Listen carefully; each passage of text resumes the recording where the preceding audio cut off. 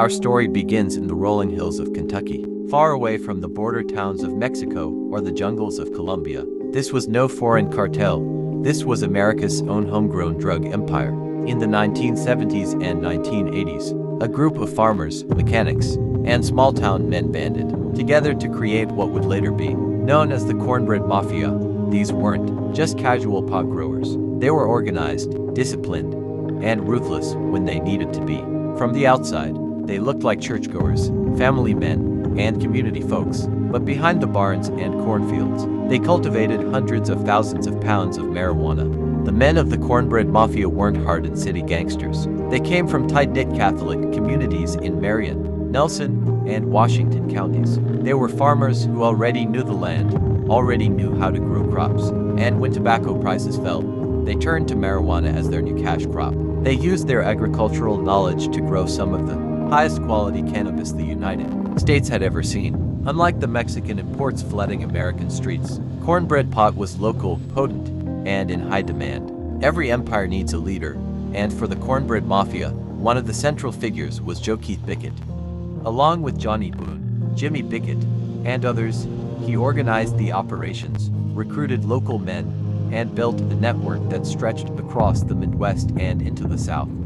Joe Keith was smart. He avoided flashy violence, preferring loyalty and silence. For years, their group thrived under the radar. But as their reputation grew, so did law enforcement's interest. By the 1980s, the Cornbread Mafia had created what authorities called the largest domestic marijuana syndicate in U.S. history. They grew on hidden farms across 10 states, from Kentucky to Minnesota, Illinois, and Missouri. Entire cornfields hid rows of marijuana plants. Barns concealed drying operations. Locals protected the growers with silence, the code of rural Kentucky. At its peak, the Cornbread Mafia was producing tens of millions of dollars worth of marijuana. The marijuana grown in Kentucky didn't just stay in Kentucky. The Cornbread Mafia built distribution networks stretching into Chicago, Detroit, St. Louis, and even down to New Orleans.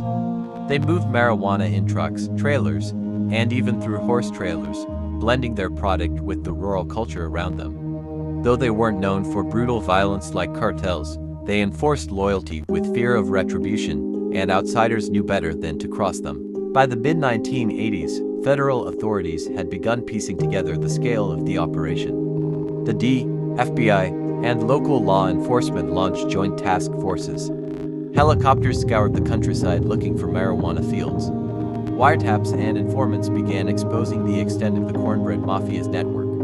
Yet time and again, local juries refused to convict. The Cornbread Mafia wasn't just a cartel. They were neighbors, friends, and family members. In some towns, everyone owed them a favor.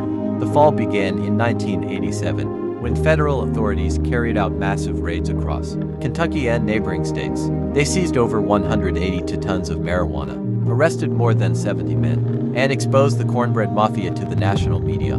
The case was one of the largest drug busts in U.S. history at the time. Suddenly, the quiet farming communities of Kentucky were on the front page of newspapers around the world.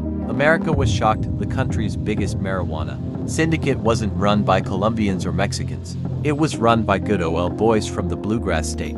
The federal trials dragged on for years. What shocked investigators most was the loyalty of the Cornbread Mafia.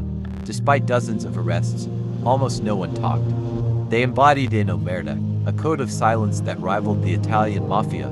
Men took decades-long sentences without flipping. Joe Keith Bickett, Johnny Boone, and others became folk legends in Kentucky, outlaws who stood tall against the federal government. Too many locals, they weren't villains.